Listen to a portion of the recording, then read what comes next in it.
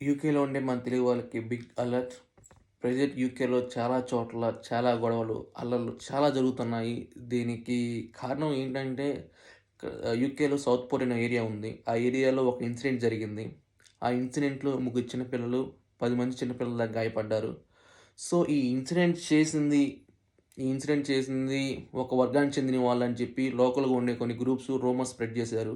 So, ఈ rumours spread అవ్వడం వల్ల లోకల్ పీపుల్ కూడా బూస్టప్ అయ్యి, ఎవరైతే అటాక్ చేసిన వర్గం మీద వాళ్ళుండే హోటల్‌లో, వాళ్ళుండే ఏరియాలో అటాక్స్ చేస్తున్నారు.